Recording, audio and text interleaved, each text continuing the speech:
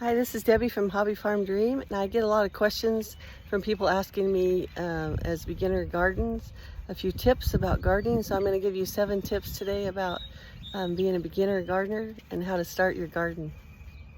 Of course, the very first thing that you need to find out is what your gardening zone is. That's your hardiness zone. You can go online and find out what that is. We live in the Southwest, in the low desert, and where we live, our zone is 9B. And so our growing season will be different than depending on where you live. So make sure you find out what your gardening zone is first of all.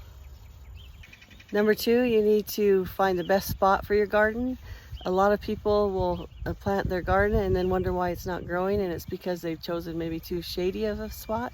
But I will show you in just a second what our area looks like. We chose the north side of our property because there's lots of sun, there's not a lot of trees. You can see how this is such a sunny spot right here. There's a few trees around, but not right in the garden, and that makes for a very sunny spot for your garden.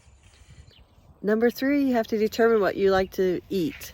That'll be what you want to grow in your garden. For us, we absolutely love to eat tomatoes and squash and cucumbers, and those are the type of things that we plant because that's what we love to eat. The 4th thing is you'll want to test your soil.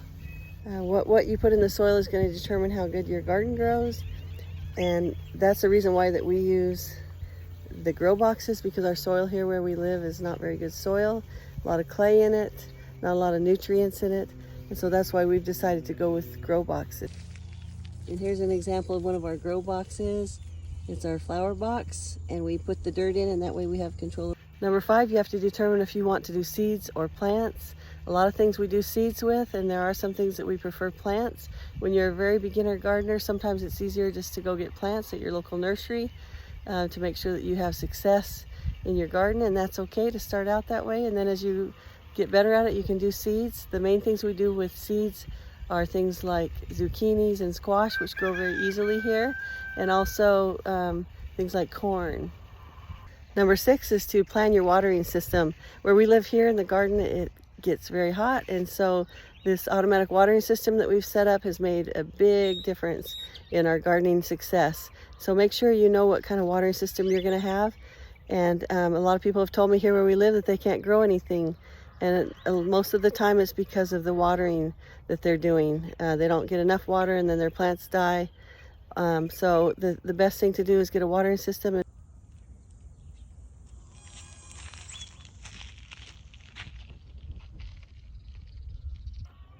And number 7 is to consider the amount of time that's going to take to keep up with your garden. For us, a garden is a hobby, and we absolutely love it, but it does take some work. It does take some of your time and energy.